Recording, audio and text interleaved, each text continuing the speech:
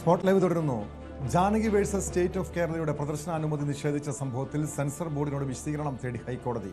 Review committee നാളെ cinema കണ്ട് തീരുമാനമെടുക്കുമെന്ന് സെൻസർ ബോർഡ് അറിയിച്ചു. നിർമ്മാതാക്കൾ നൽകിയ ഹർജി ഹൈക്കോടതി മറ്റന്നാൾ പരിഗണിക്കും. കേന്ദ്ര സെൻസർ ബോർഡിന്റെ തീരുമാനത്തിൽ പ്രതീക്ഷയോടെ കാത്തിരിക്കുകയാണ് അണിയറ പ്രവർത്തകർ. നവമി ദിനേശ് ചേരുന്നുണ്ട് കൊച്ചിയിൽ നിന്ന് വിവരങ്ങളുമായി. നവമി, നാളെ എന്തായാലും ഈ സിനിമയുടെ അണിയറ പ്രവർത്തകരെ സംബന്ധിച്ച് നിർണായകമായിട്ടുള്ള ദിവസമാണ്. റിവ്യൂ കമ്മിറ്റിയുടെ യോഗം ചേരുന്നുണ്ട്. ഈ വിഷയത്തിൽ ഹൈക്കോടതി സെൻസർ ബോർഡ് വിശദീകരണവും തേടിയിട്ടുണ്ട്. വലിയ പ്രതീക്ഷയോടെയാണ് അണിയറ പ്രവർത്തകർ നിൽക്കുന്നത്. അതായത് ഈ വിവാദമൊക്കെ കെട്ടടങ്ങി തങ്ങളുടെ സിനിമയ്ക്ക് പ്രദർശനാനുമതി ലഭിക്കുമെന്നൊരു പ്രതീക്ഷ സിനിമയുടെ അണിയറ പ്രവർത്തകർ, സംവിധായകർക്കും മറ്റണിയറ പ്രവർത്തകർക്കുമുണ്ടോ?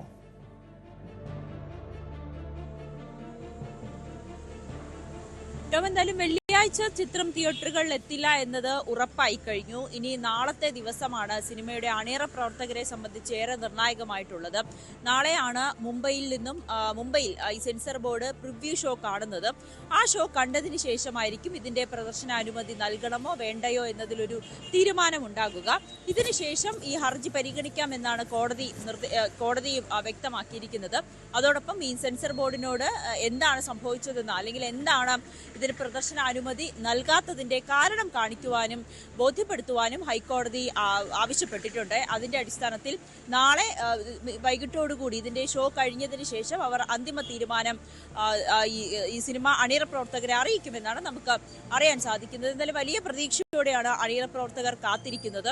ഈ സിനിമ കണ്ടു കഴിഞ്ഞാൽ ഈ പേര് മാറ്റണമെന്ന് നിങ്ങൾ ആവശ്യപ്പെടില്ല എന്ന ഉറച്ച വിശ്വാസത്തിൽ തന്നെയാണ് സിനിമയുടെ നിർമ്മാതാക്കളും സംവിധായകനും ഇന്നലെ മാധ്യമങ്ങളെ കണ്ടപ്പോൾ പറഞ്ഞത്. കാരണം ജാനകി എന്ന പേര് ആ സിനിമയെ സംബന്ധിച്ച്, അല്ലെങ്കിൽ ആ കഥാപാത്രത്തെ സംബന്ധിച്ച് അത്രയേറെ പ്രാധാന്യമുള്ള ഒരു കാര്യമാണ്. 3 ഭാഷകളിലായി ആണ് ഈ ചിത്രം പ്രദർശനത്തിനെത്തുന്നത്. 96 ഇടങ്ങളിലാണ് ജാനകി എന്ന പേര് പരാമർശിക്കുന്നത്. ഇതെല്ലാം മാറ്റി പുതിയൊരു പതിപ്പായി സിനിമ ഇറക്കണമെങ്കിൽ അത് ഏറെ ബുദ്ധിമുട്ടുള്ള കാര്യമാണ്. വലിയ സാമ്പത്തിക ബാധ്യതയുണ്ടാകും.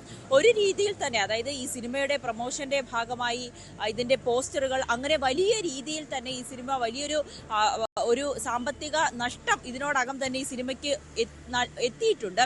പക്ഷേ ഇതെല്ലാം വീണ്ടും ഈ സിനിമ മൊത്തത്തിൽ പുതിയൊരു രൂപത്തിൽ ഇറക്കുക എന്ന് പറയുന്നത് വലിയ സാമ്പത്തിക പ്രതിസന്ധിയാവും. സാമ്പത്തികം ഇരട്ടിയായി തന്നെ ഇവർക്ക് നഷ്ടപ്പെടും.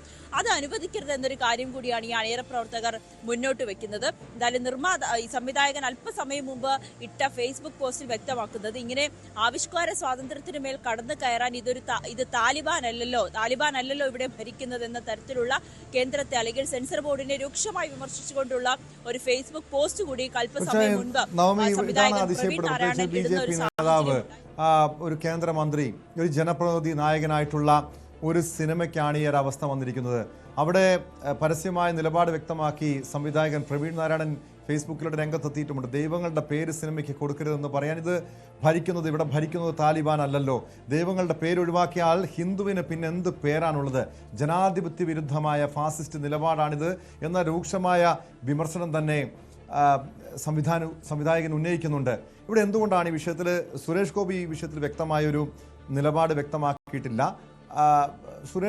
അങ്ങനെ ഒരു ഈ പരാതിക്ക് പിന്നിൽ, അല്ലെങ്കിൽ സെൻസർ ബോർഡ് ഇത്തരമൊരു നിലപാട് സ്വീകരിക്കാനുള്ള കാരണം എന്താണെന്ന് സംബന്ധിച്ച് എന്തെങ്കിലും വിവരങ്ങൾ പുറത്തു വരുന്നുണ്ടോ?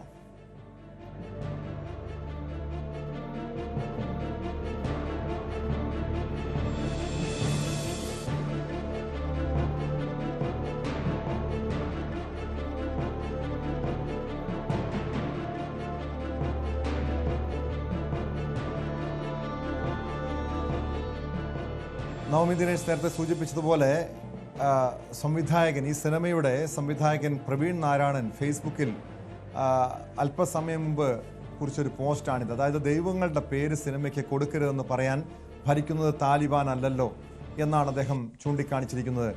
നവമി, ഈ വിഷയത്തിൽ സിനിമയുടെ അണിയറ പ്രവർത്തകർ രൂക്ഷമായ വിമർശനവുമായി രംഗത്തെത്തിയിട്ടുണ്ട്. ഇങ്ങനെ ഏതെങ്കിലും പരാതിയുടെ അടിസ്ഥാനത്തിലാണോ സെൻസർ ബോർഡ് ഇത്തരമൊരു നിലപാട് സ്വീകരിച്ചത്?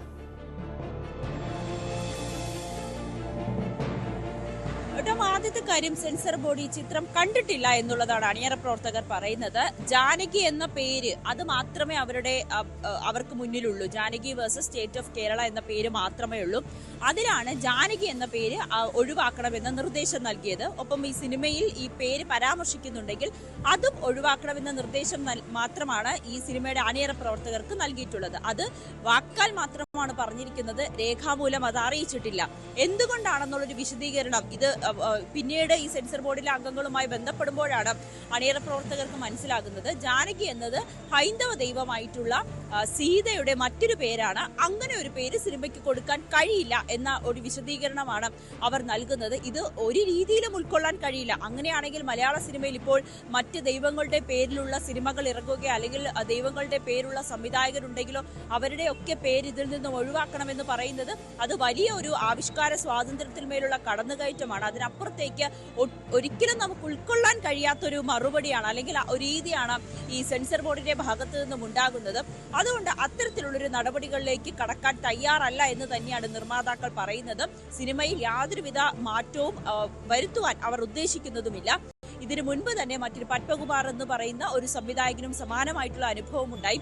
അദ്ദേഹത്തിന്റെയും കഥാപാത്രം ജാനകി എന്ന പേരായിരുന്നു. അത് മാറ്റണമെന്ന് പറയുകയും പിന്നീട് അദ്ദേഹം മറ്റൊരു പേര് നൽകിക്കൊണ്ടാണ് സിനിമ പ്രദർശനത്തിൽ എത്തുകയും ചെയ്തത്. പക്ഷെ ആ നടപടി ജാനകി വേഴ്സസ് സ്റ്റേറ്റ് ഓഫ് കേരളയുടെ അണിയറ പ്രവർത്തകർ നടത്തില്ല. സംവിധായകൻ തന്നെ ഉറപ്പിച്ചു പറയുന്നുണ്ട്, പേര് മാറ്റി ആ ചിത്രം പ്രദർശിപ്പിക്കുവാൻ തങ്ങൾക്ക് ആ രീതിയിലേക്ക് വിവരങ്ങൾ നൽകിയത്. Janaki versus state of Kerala എന്ന സിനിമയുടെ അണിയറ പ്രവർത്തകരെ സിനിമയെ സംബന്ധിച്ച് നാളത്തെ ദിവസം ഏറെ നിർണായകമാണ്. റിവ്യൂ കമ്മിറ്റി നാളെ യോഗം ചേരുന്നുണ്ട്. അതിനുശേഷം നിലപാട് വ്യക്തമാക്കും സെൻസർ ബോർഡ്. അതിനുശേഷമായിരിക്കും ഇക്കാര്യത്തിൽ സിനിമയുടെ പ്രദർശനാനുമതിയുമായി ബന്ധപ്പെട്ട കാര്യത്തിൽ തീരുമാനമെടുക്കുന്നത്. സ്പോട്ട് ലൈവ് പൂർണ്ണമാകുന്നു. നമസ്കാരം.